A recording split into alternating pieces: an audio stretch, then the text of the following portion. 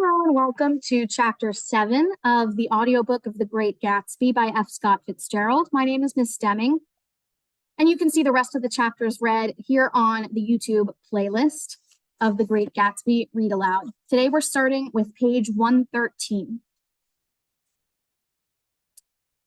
It was when curiosity about Gatsby was at its highest that the lights in his house failed to go on one Saturday night.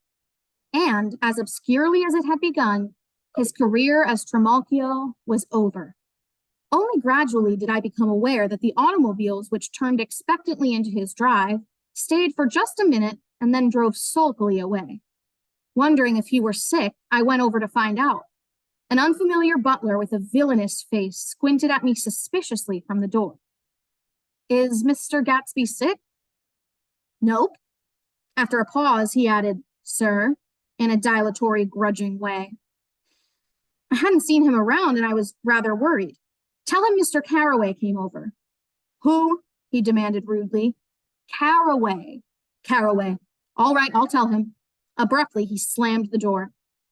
My Finn informed me that Gatsby had dismissed every servant in his house a week ago and replaced them with half a dozen others who never went into West Egg Village to be bribed by the tradesmen, but ordered moderate supplies over the telephone. The grocery boy reported that the kitchen looked like a pigsty, and the general opinion in the village was that the new people weren't servants at all. Next day, Gatsby called me on the phone. "Going away?" I inquired. "No, old sport. I heard you fired all your servants." "I wanted somebody who wouldn't gossip. Daisy comes over quite often, in the afternoons." So the whole caravansary had fallen in like a card house at the disapproval in her eyes. There are some people Wolfsheim wanted to do something for. They're all brothers and sisters. They used to run a small hotel. I see. He was calling up at Daisy's request. Would I come to lunch at her house tomorrow? Miss Baker would be there. Half an hour later, Daisy herself telephoned and seemed relieved to find that I was coming. Something was up. And yet I couldn't believe that they would choose this occasion for a scene, especially for the rather harrowing scene that Gatsby had outlined in the garden. The next day was broiling, almost the last, certainly the warmest of the summer.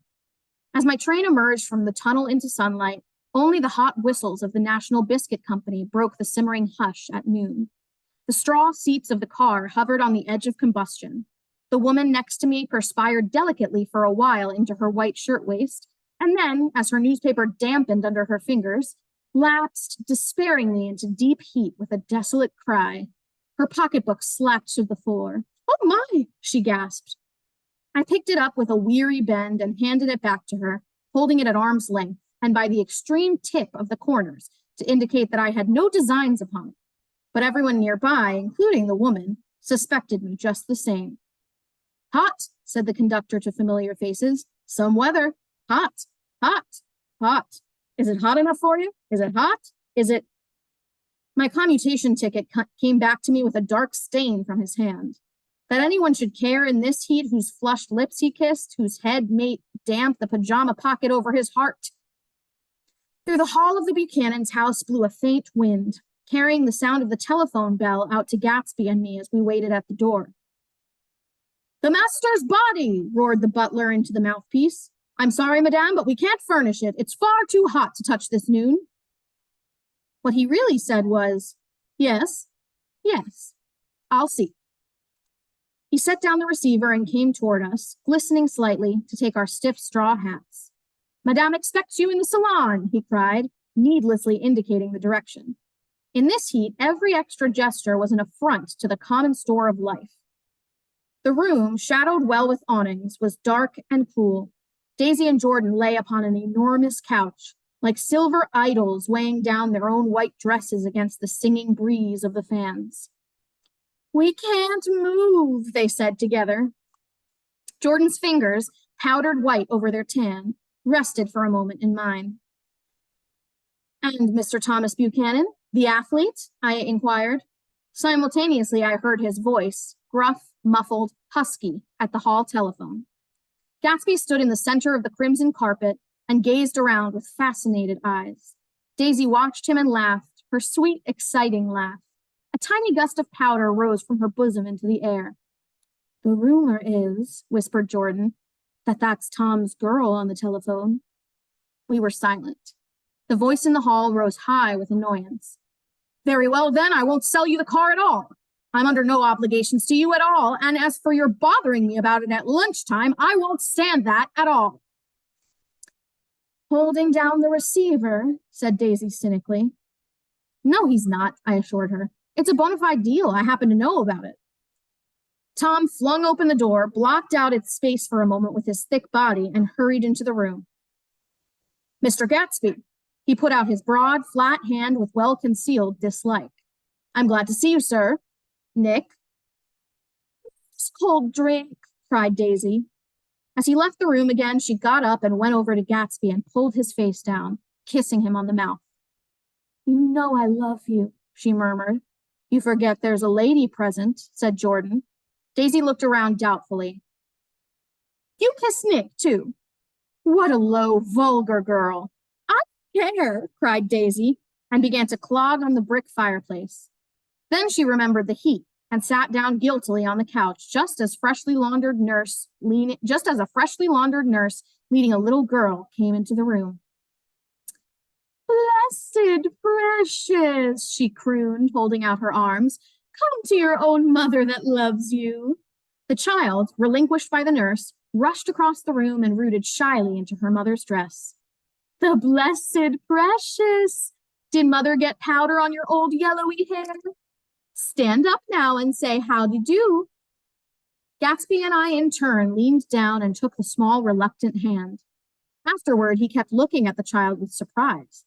I don't think he had ever really believed in its existence before.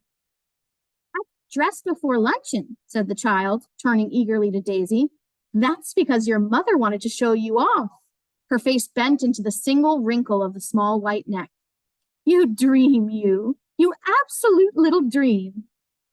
Yes, admitted the child calmly. Aunt Jordan's got on a white dress, too. How do you like mother's friends? Daisy turned her around so that she faced Gatsby. Do you think they're pretty? Where's Daddy? She doesn't look like her father, explained Daisy. She looks like me. She's got my hair and shape of the face. Daisy sat back upon the couch. The nurse took a step forward and held out her hand. Come, Pammy. Goodbye, sweetheart.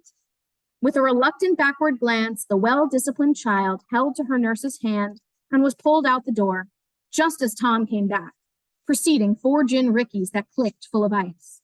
Gatsby took up his drink. They certainly look cool, he said, with visible tension.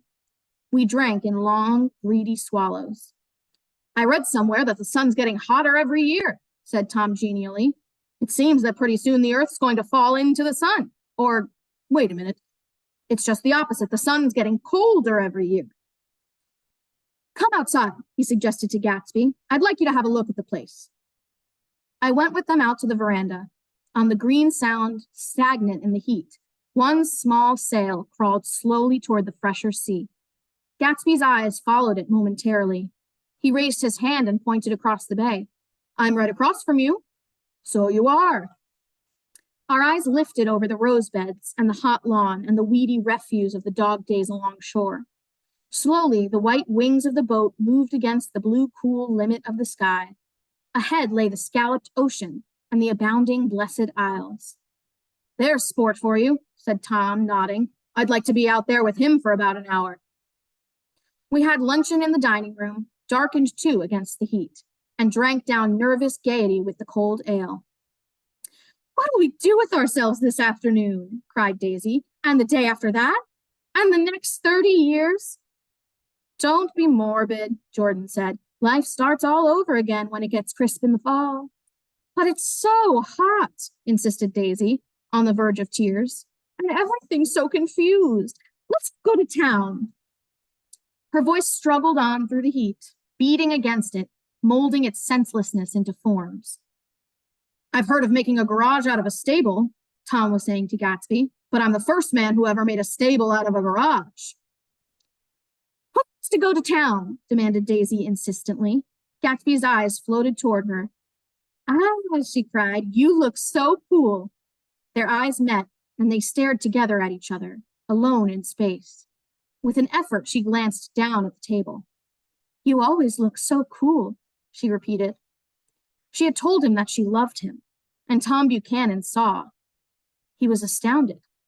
His mouth opened a little, and he looked at Gatsby, and then back at Daisy, as if he had just recognized her as someone he knew a long time ago. "You resemble the advertisement of the man," she went on innocently. "You know the advertisement of the man?" "All right," broke in Tom quickly. "I'm perfectly willing to go to town. Come on, we're all going to town." He got up, his eyes still flashing between Gatsby and his wife. No one moved. "Come on," his temper cracked a little. "What's the matter anyhow? If we're going to town, let's start." His hand, trembling with his effort at self-control, bore to his lips the last of his glass of ale. Daisy's voice got us to our feet and out onto the blazing gravel drive. "Are we just going to go?" she objected. "Like this? Aren't we going to let anyone smoke a cigarette first?" "Everybody smoked all through lunch." "Oh, let's have fun," she begged him. "It's too hot to fuss." He didn't answer. "Have it your way," she said. "Come on, Jordan." They went upstairs to get ready, while we three men stood there shuffling the hot pebbles with our feet. A silver curve of the moon hovered already in the western sky.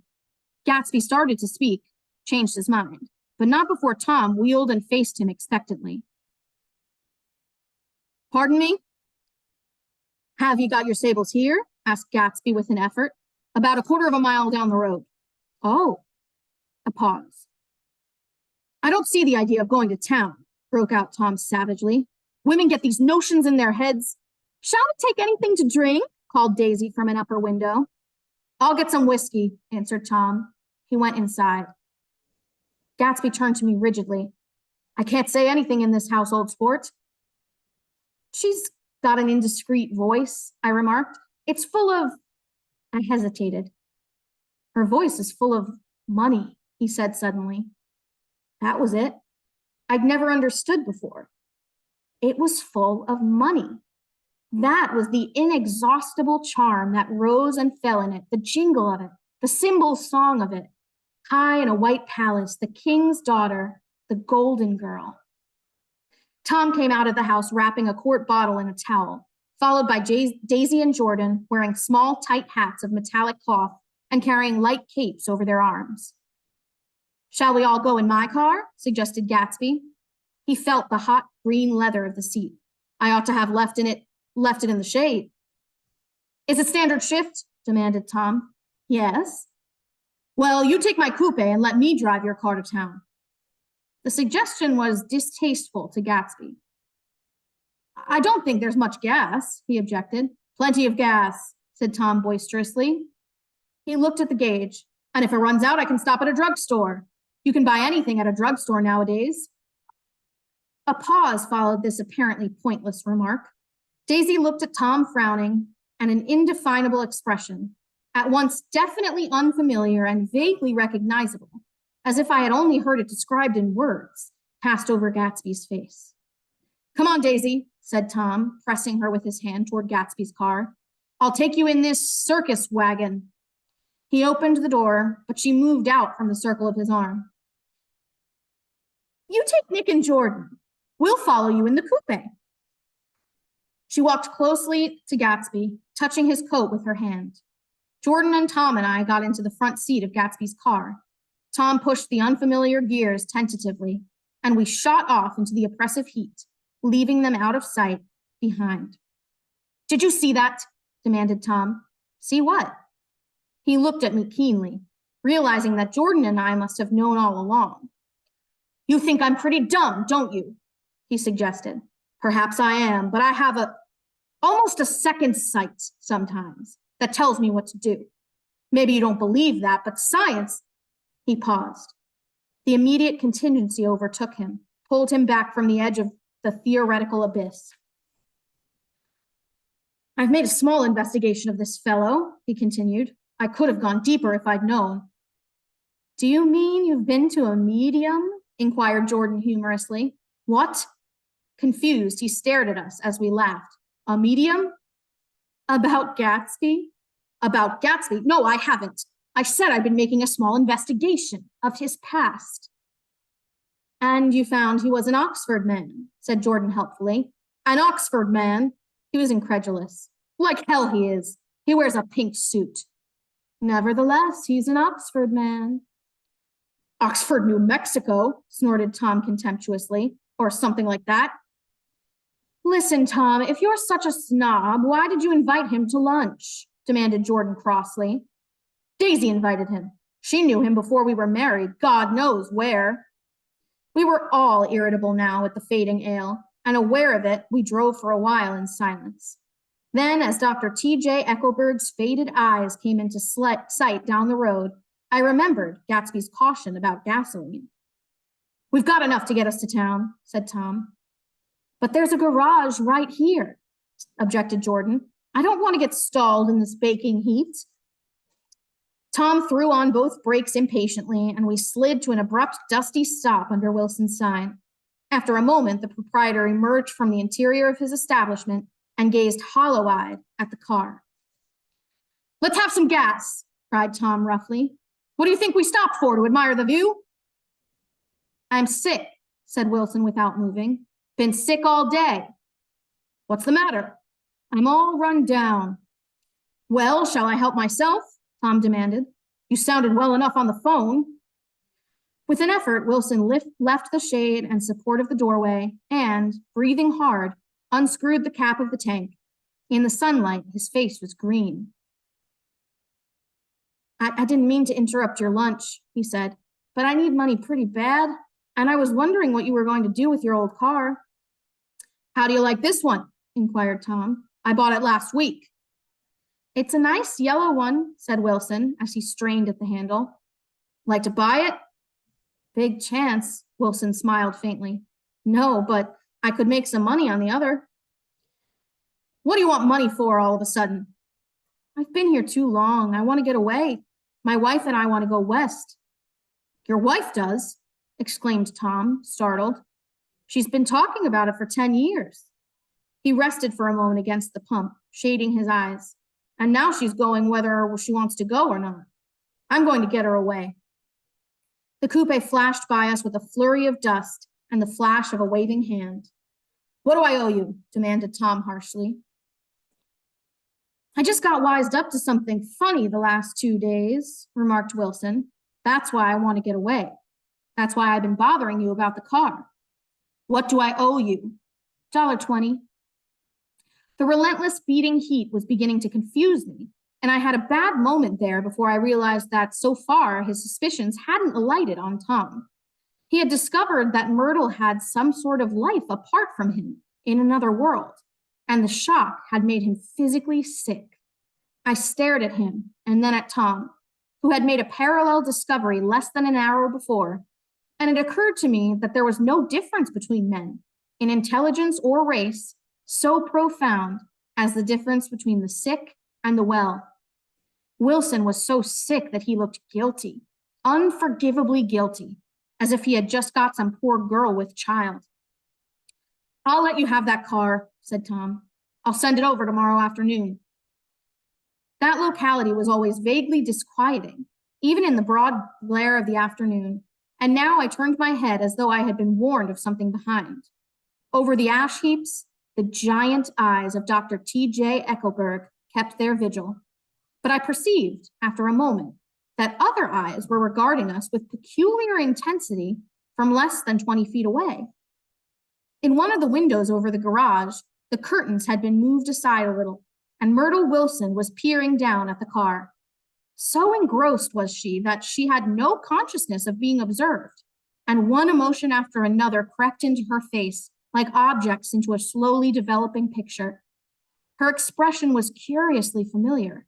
It was an expression I had often seen on women's faces, but on Myrtle Wilson's face, it seemed purposeless and inexplicable, until I realized that her eyes, wide with jealous terror, were fixed not on Tom, but on Jordan Baker, whom she took to be his wife. There is no confusion like the confusion of a simple mind, and as we drove away, Tom was feeling the hot whips of panic. His wife and his mistress, until an hour ago secure and inviolate, were slipping precipitately from his control. Instinct made him step on the accelerator with the double purpose of overtaking Daisy and leaving Wilson behind, and we sped along toward Astoria at 50 miles an hour until, among the spidery girders of the elevated, we came in sight of the easygoing blue coupe. Those big movies around 50th Street are cool, suggested Jordan. I love New York on summer afternoons when everyone's away. There's something very sensuous about it, overripe, as if all sorts of funny fruits were going to fall into your hands. The word sensuous had the effect of further disquieting Tom, but before he could invent a protest, the coupe came to a stop, and Daisy signaled us to draw up alongside. Where are we going? She cried. How about the movies? It's so hot, she complained. You go. We'll ride around and meet you after. With an effort, her wit rose faintly. We'll meet you on some corner. I'll be the man smoking 2 cigarettes. We can't argue about it here, Tom said impatiently, as a truck gave out a cursing whistle behind us. You follow me to the south side of Central Park, in front of the plaza. Several times he turned his head and looked back for their car, and if the traffic delayed them, he slowed up until they came into sight. I think he was afraid they would dart down a side street and out of his life forever. But they didn't, and we all took the less explicable step of engaging the parlor of a suite in the Plaza Hotel. The prolonged and tumultuous argument that ended by herding us into that room eludes me, though I have a sharp physical memory that, in the course of it, my underwear kept climbing like a damp snake around my legs, and intermittent beads of sweat raced cool across my back. The notion originated with Daisy's suggestion that we hire 5 bathrooms and take cold baths, and then assumed more tangible form as a place to have a mint julep. Each of us said over and over that it was a crazy idea. We all talked at once to a baffled clerk and thought, or pretended to think, that we were being very funny. The room was large and stifling, and, though it was already 4 o'clock, opening the windows admitted only a gust of hot shrubbery from the park. Daisy went to the mirror and stood with her back to us, fixing her hair. It's a swell suite, whispered Jordan respectfully, and everyone laughed. Open another window, commanded Daisy, without turning around. There aren't any more. Well, we'd better telephone for an axe. The thing to do is to forget about the heat, said Tom impatiently. You make it 10 times worse by crabbing about it. He unrolled the bottle of whiskey from the towel and put it on the table. Why not let her alone, old sport, remarked Gatsby. You're the one that wanted to come to town. There was a moment of silence. The telephone book slipped from its nail and splashed to the floor, whereupon Jordan whispered, Excuse me, but this time no one laughed. I'll pick it up, I offered. I've got it. Gatsby examined the parted string, muttered, in an interested way, and tossed the book on a chair. That's a great expression of yours, isn't it? Said Tom sharply. What is? All this old sport business? Where'd you pick that up? Now see here, Tom, said Daisy, turning around from the mirror. If you're going to make personal remarks, I won't stay here a minute. Call up and order some ice for the mint julep. As Tom took up the receiver, the compressed heat exploded into sound, and we were listening to the portentous chords of Mendelssohn's Wedding March from the ballroom below. Imagine marrying anybody in this heat, cried Jordan dismally. Still, I was married in the middle of June, Daisy remembered. Louisville in June. Somebody fainted. Who was it fainted, Tom? Biloxi, he answered shortly. A man named Biloxi. Blocks Biloxi, and he made boxes. That's a fact. And he was from Biloxi, Tennessee. They carried him into my house, appended Jordan, because we lived just 2 doors from the church, and he stayed 3 weeks until Daddy told him he had to get out. The day after he left, Daddy died. After a moment, she added, as if she might have sounded irreverent, there wasn't any connection. I used to know a Bill Biloxi from Memphis, I remarked. That was his cousin. I knew his whole family history before he left. He gave me an aluminum putter that I use today. The music had died down as the ceremony began, and now a long cheer floated in at the window, followed by intermittent cries of yeah, and finally by a burst of jazz as the dancing began. We're getting old, said Daisy. If we were young, we'd rise and dance. Remember Biloxi, Jordan warned her. Where'd you know him, Tom? Biloxi? He concentrated with an effort. I didn't know him. He was a friend of Daisy's. He was not, she denied. I'd never seen him before. He came down in the private car. Well, he said he knew you. He said he was raised in Louisville. Asa Bird brought him around at the last minute and asked if we had room for him. Jordan smiled. He was probably bumming his way home. He told me he was president of your class at Yale. Tom and I looked at each other blankly. Biloxi? First place, we didn't have any president. Gatsby's foot beat a short, restless tattoo, and Tom eyed him suddenly. By the way, Mr. Gatsby, I understand you're an Oxford man. Not exactly. Oh, yes, I understand you went to Oxford. Yes, I went there.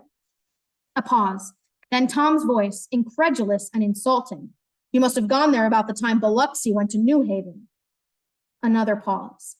A waiter knocked and came in with crushed mint and ice, but the silence was unbroken by his thank you and the soft closing of the door. This tremendous detail was to be cleared up at last. I told you I went there, said Gatsby. I heard you, but I'd like to know when. It was 1919. I only stayed 5 months. That's why I can't really call myself an Oxford man. Tom glanced around to see if we mirrored his unbelief, but we were all looking at Gatsby. It was an opportunity they gave to some of the officers after the armistice, he continued. We could go to any of the universities in England or France. I wanted to get up and slap him on the back. I had one of those renewals of complete faith in him that I'd experienced before. Daisy rose, smiling faintly, and went to the table. Open the whiskey, Tom, she ordered, and I'll make you a mint julep. Then you won't seem so stupid to yourself. Look at the mint. Wait a minute, snapped Tom. I want to ask Mr. Gatsby one more question. Go on, Gatsby said politely. What kind of a row are you trying to cause in my house anyhow? They were out in the open at last, and Gatsby was content. He isn't causing a row. Daisy looked desperately from one to the other. You're causing a row. Please, have a little self-control. Self-control, repeated Tom incredulously. I suppose the latest thing is to sit back and let Mr. Nobody from nowhere make love to your wife. Well, if that's the idea, you can count me out. Nowadays, people begin by sneering at family life and family institutions, and next they'll throw everything overboard and have intermarriage between black and white. Flushed with his impassioned gibberish, he saw himself standing alone on the last barrier of civilization. We're all white here, murmured Jordan. I know I'm not very popular. I don't give big parties. I suppose you've got to make your house into a pigsty in order to have any friends in the modern world. Angry as I was, as we all were, I was tempted to laugh whenever he opened his mouth. The transition from libertine to prig was so complete. I've got something to tell you, old sport, began Gatsby, but Daisy guessed at his intention. Please don't, she interrupted helplessly. Please, let's all go home. Let's all go home. It's a good idea. I got up. Come on, Tom, nobody wants a drink. I want to know what Mr. Gatsby has to tell me. Your wife doesn't love you, said Gatsby. She's never loved you. She loves me. You must be crazy, exclaimed Tom automatically. Gatsby sprang to his feet, vivid with excitement. She never loved you, do you hear? He cried. She only married you because I was poor and she was tired of waiting for me. It was a terrible mistake, but in her heart, she never loved anyone except me.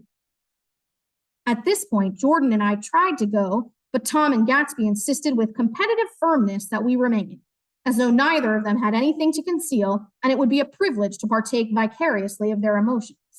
Sit down, Daisy. Tom's voice groped unsuccessfully for the paternal note. What's been going on? I want to hear all about it. I told you what's been going on, said Gatsby. Going on for 5 years, and you didn't know. Tom turned to Daisy sharply. You've been seeing this fellow for 5 years? Not seeing, said Gatsby. No, we couldn't meet, but both of us loved each other all that time, old sport, and you didn't know. I used to laugh sometimes, but there was no laughter in his eyes. To think that you didn't know. Oh, that's all. Tom tapped his thick fingers together like a clergyman and leaned back in his chair. You're crazy, he exploded.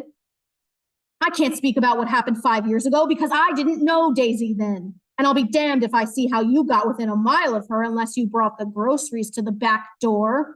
But all the rest of that's a goddamn lie. Daisy loved me when she married me, and she loves me now. No, said Gatsby, shaking his head. She does, though. The trouble is that sometimes she gets foolish ideas in her head and doesn't know what she's doing. He nodded sagely. And what's more, I love Daisy too. Once in a while, I go off on a spree and make a fool of myself, but I always come back. And in my heart, I love her all the time. You're revolting, said Daisy. She turned to me, and her voice, dropping an octave lower, filled the room with thrilling scorn. Do you know why we left Chicago? I'm surprised that they didn't treat you to the story of that little spree. Gatsby walked over and stood beside her. Daisy, that's all over now, he said earnestly. It doesn't matter anymore. Just tell him the truth, that you never loved him, and it's all wiped out forever. She looked at him blindly. Why, how could I love him, possibly? You never loved him. She hesitated. Her eyes fell on Jordan and me with a sort of appeal, as though she realized at last what she was doing, and as though she had never, all along, intended doing anything at all. But it was done now. It was too late. I never loved him, she said, with perceptible reluctance. Not a Kapiolani? Demanded Tom suddenly. No. From the ballroom beneath, muffled and suffocating chords were drifting up on hot waves of air. Not that day I carried you down from the punch bowl to keep your shoes dry? There was a husky tenderness in his tone. Daisy? Please don't. Her voice was cold, but the rancor was gone from it. She looked at Gatsby. There, Jay, she said, but her hand as she tried to light a cigarette was trembling. Suddenly she threw the cigarette and the burning match on the carpet. Oh, you want too much, she cried to Gatsby. I love you now. Isn't that enough? Help what's past? She began to sob helplessly. I did love him once, but I loved you too. Gatsby's eyes opened and closed. You loved me too? He repeated. Even that's a lie, said Tom savagely. She didn't know you were alive. Why, there are things between Daisy and me that you'll never know. Things that neither of us can ever forget. The words seemed to bite physically into Gatsby. I want to speak to Daisy alone, he insisted. She's all excited now. Even alone, I can't say I never loved Tom, she admitted in a pitiful voice. It wouldn't be true. Of course it wouldn't, agreed Tom. She turned to her husband. As if it mattered to you, she said. Of course it matters. I'm going to take better care of you from now on. You don't understand, said Gatsby with a touch of panic. You're not going to take care of her anymore. I'm not. Tom opened his eyes wide and laughed. He could afford to control himself now. Why's that? Daisy's leaving you. Nonsense. I am, though, she said with a visible effort. She's not leaving me. Tom's words suddenly leaned down over Gatsby. Certainly not for a common swindler who'd have to steal the ring he put on her finger. I won't stand this, cried Daisy. Oh, please, let's get out. Who are you anyhow? Broke out Tom. You're one of that bunch that hangs around with Meyer Wolfsheim. That much I happen to know. I've made a little investigation into your affairs, and I'll carry it further tomorrow. You can suit yourself about that, old sport, said Gatsby steadily. I found out what your drug stores were. He turned to us and spoke rapidly. He and this Wolfsheim brought up a lot of side street drugstores here and in Chicago and sold grain alcohol over the counter. That's one of his little stunts. I picked him for a bootlegger the first time I saw him, and I wasn't far wrong. What about it? Said Gatsby politely. I guess your friend Walter Chase wasn't too proud to come in on it.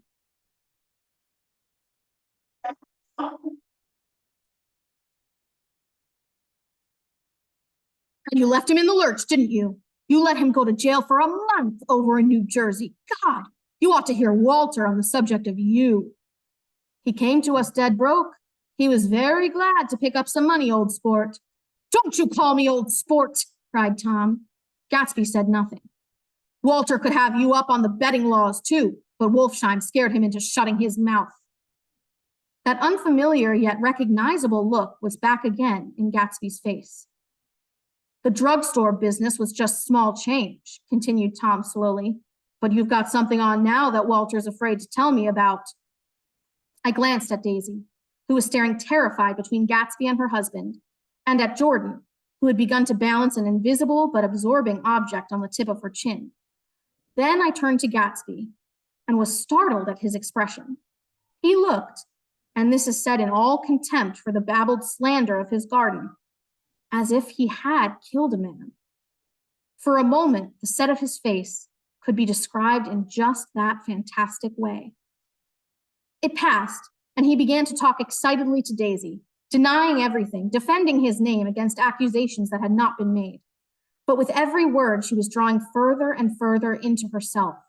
So he gave that up, and only the dead dream fought on as the afternoon slipped away, trying to touch what was no longer tangible, struggling unhappily, undespairingly, toward that lost voice across the room. The voice begged again to go. Please, Tom, I can't stand this anymore. Her frightened eyes told that whatever intentions, whatever courage she had had, were definitely gone. You two start on home, Daisy, said Tom, in Mr. Gatsby's car. She looked at Tom, alarmed now, but he insisted with magnanimous scorn. Go on, he won't annoy you. I think he realizes that his presumptuous little flirtation is over. They were gone without a word, snapped out, made accidental, isolated, like ghosts, even from our pity. After a moment, Tom got up and began wrapping the unopened bottle of whiskey in the towel.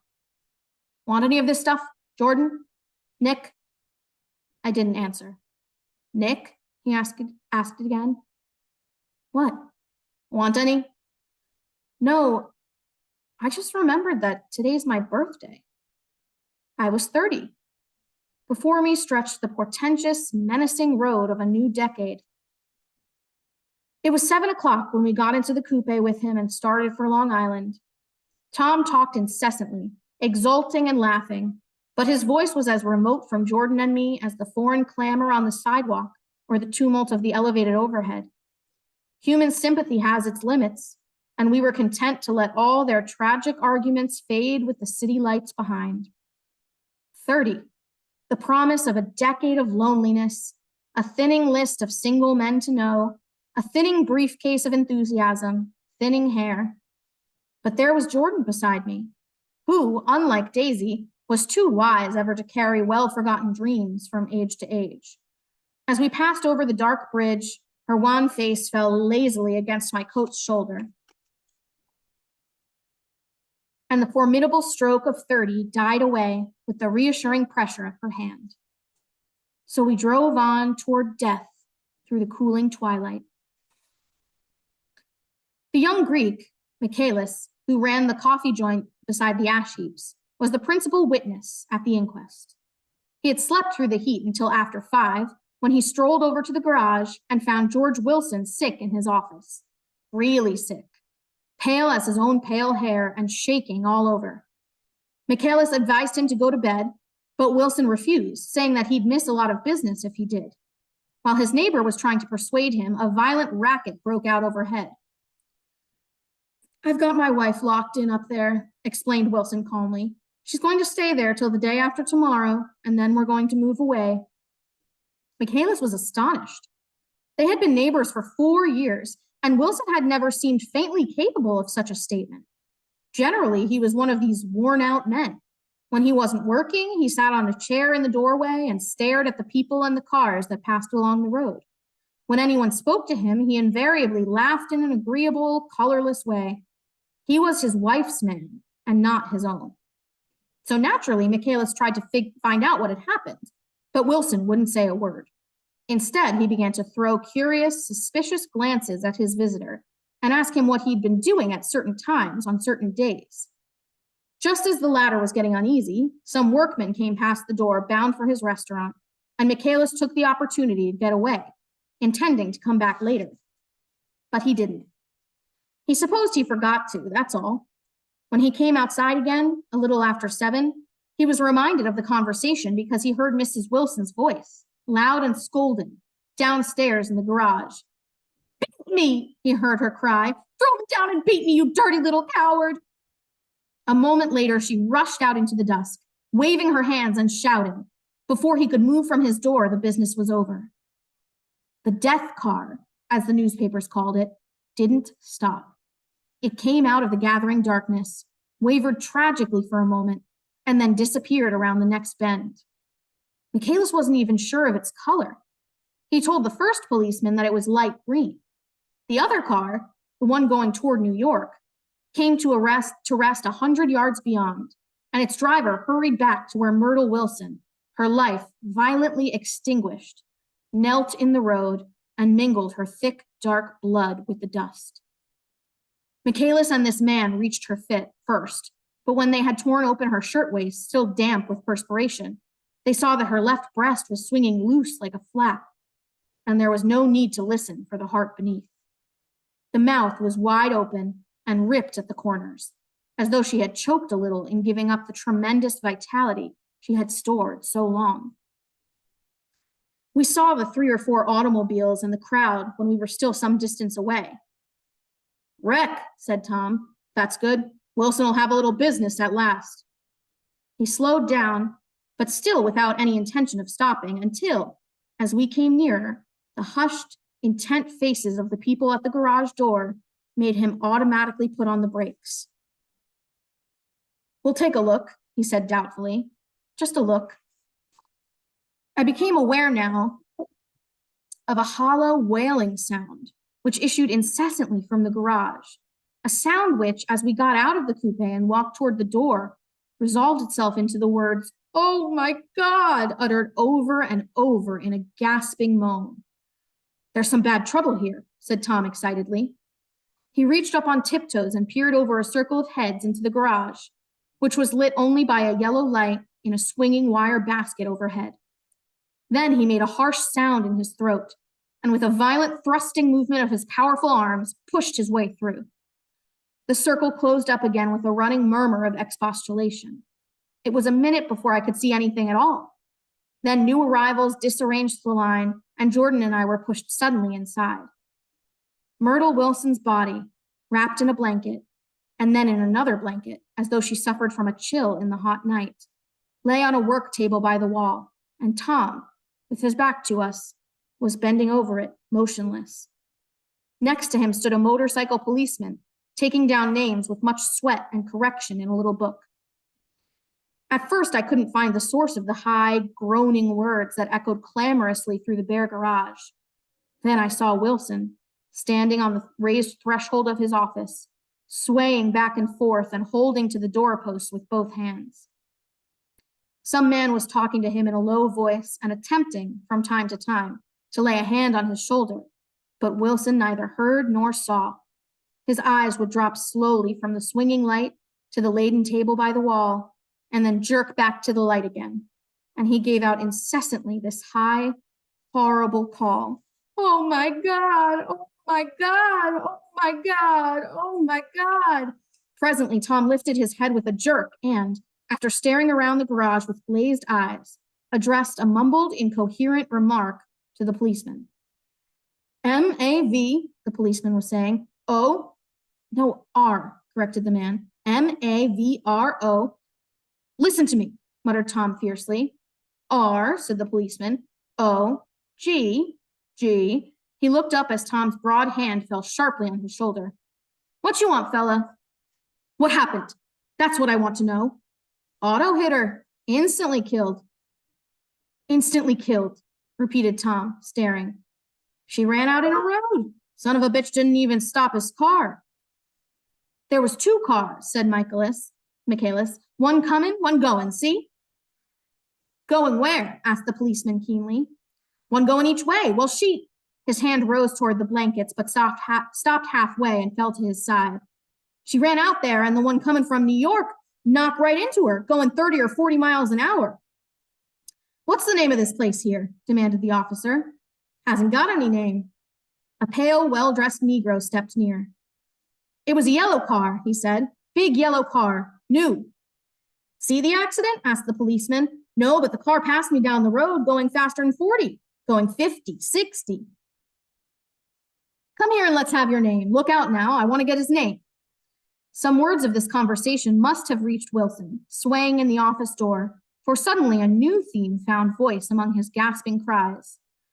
You don't have to tell me what kind of car it was. I know what kind of car it was.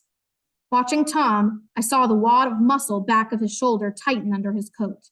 He walked quickly over to Wilson and, standing in front of him, seized him firmly by the upper arms. You've got to pull yourself together, he said with soothing gruffness. Wilson's eyes fell upon Tom.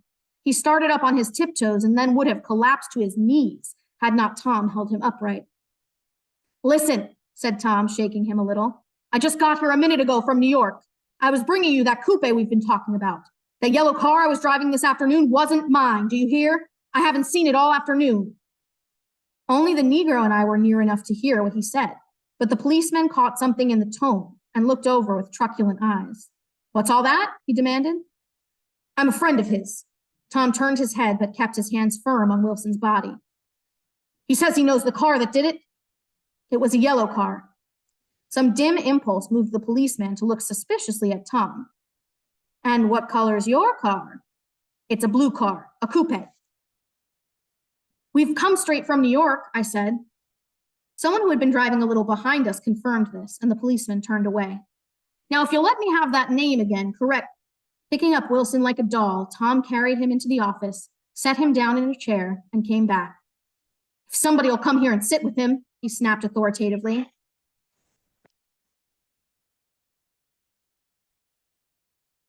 He watched while the two men standing closest glanced at each other and went unwillingly into the room.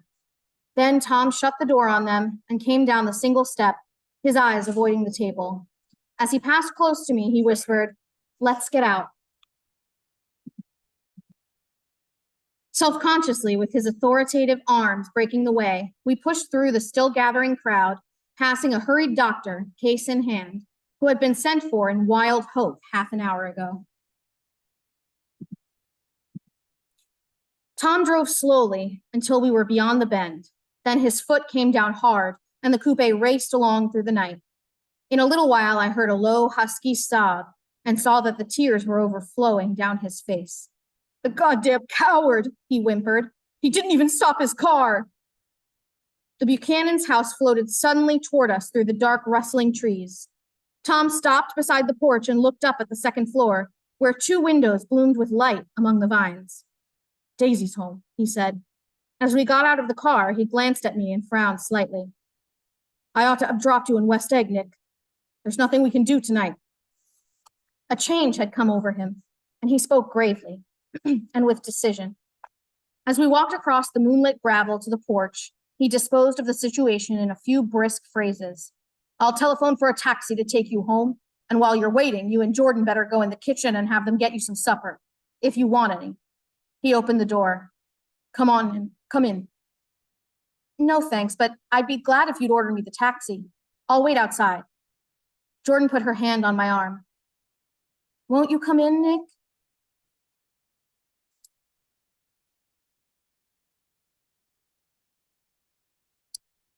No, thanks. I was feeling a little sick, and I wanted to be alone, but Jordan lingered for a moment more. It's only 9:30, she said. I'd be damned if I'd go in. I'd had enough of all of them for one day, and suddenly that included Jordan, too.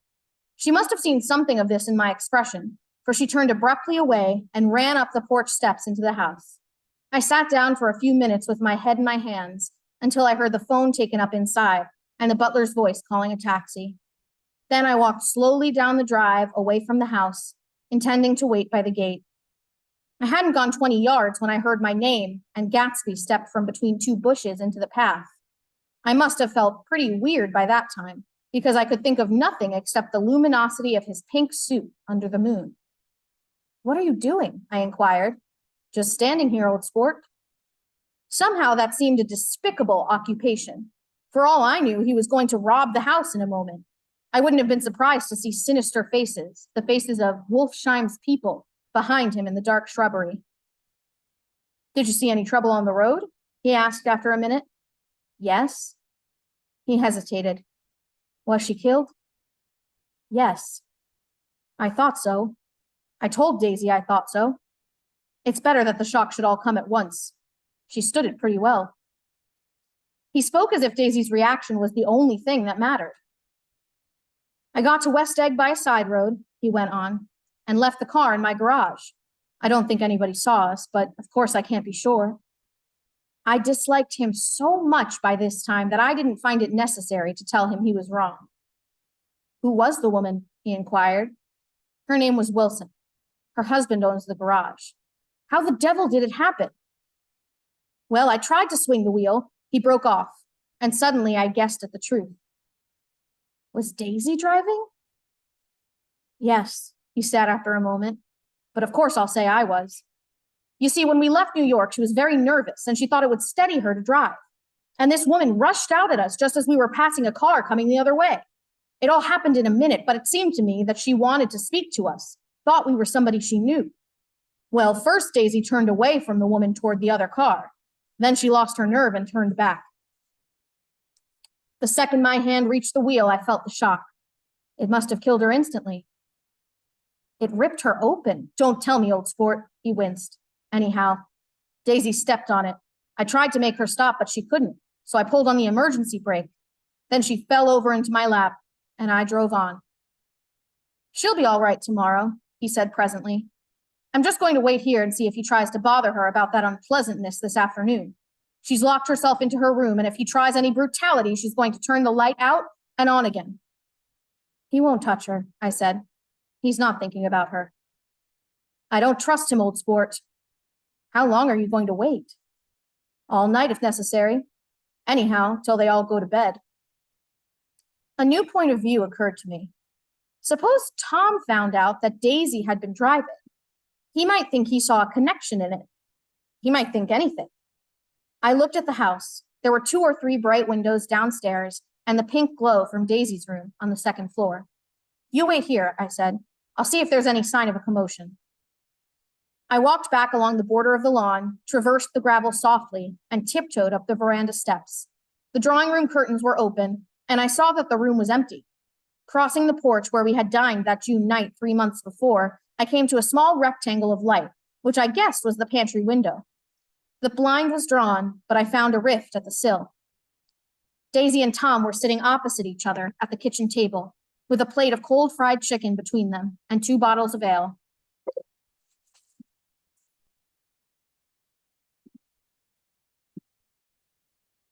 He was talking intently across the table at her, and in his earnestness, his hand had fallen upon and covered her own. Once in a while, she looked up at him and nodded in agreement. They weren't happy, and neither of them had touched the chicken or the ale, and yet they weren't unhappy either. There was an unmistakable air of natural intimacy about the picture, and anybody would have said that they were conspiring together. As I tiptoed from the porch, I heard my taxi feeling its way along the dark road toward the house. Gatsby was waiting where I had left him in the drive.